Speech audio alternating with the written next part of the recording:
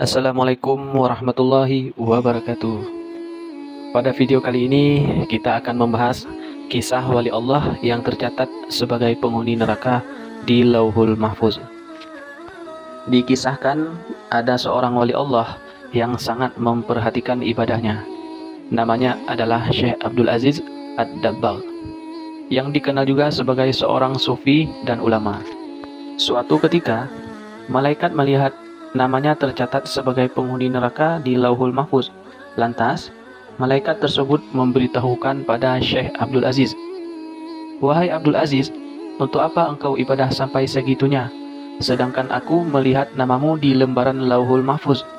Engkau adalah penghuni neraka. Mau ibadah bagaimanapun, engkau tetap akan masuk neraka," kata malaikat tersebut. Syekh Abdul Aziz mengetahui namanya sudah tercatat sebagai penghuni neraka. Ia pun tidak menghiraukannya. Dia beribadah kepada Allah Subhanahu wa Ta'ala, tujuannya bukan untuk masuk surga ataupun neraka.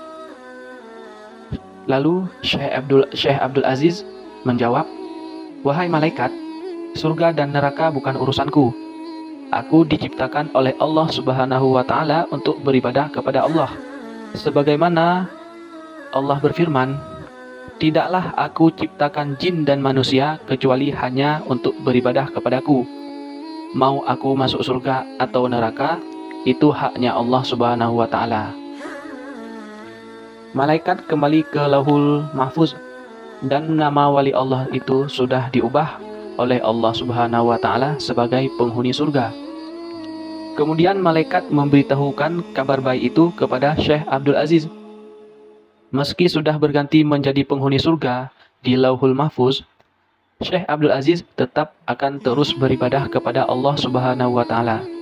Dengan beribadah, ia ingin mendapat ridha dari Allah Subhanahu wa Ta'ala. Lantas, jawaban Syekh Abdul Aziz, "Alhamdulillah, walaupun begitu, aku tetap tidak mempunyai kewewenangan memilih surga atau neraka, karena itu adalah hak Allah Subhanahu wa Ta'ala. Aku beribadah hanya untuk menggapai ridha-Nya. Jika Allah menghendakiku di neraka, maka itulah tujuanku. Jika aku menjadi penghuni surga, itu adalah ridha-Nya Allah Subhanahu wa Ta'ala." Lalu malaikat takjub dengan keikhlasan seorang wali Allah itu dalam beribadah. Malaikat mengatakan bahwa keikhlasan itulah yang membuat Allah ridha dan mengubah namanya menjadi penghuni surga. Syekh Abdul Aziz sempat penasaran mengapa ia tercatat sebagai penghuni neraka. Ia pun bertanya kepada malaikat.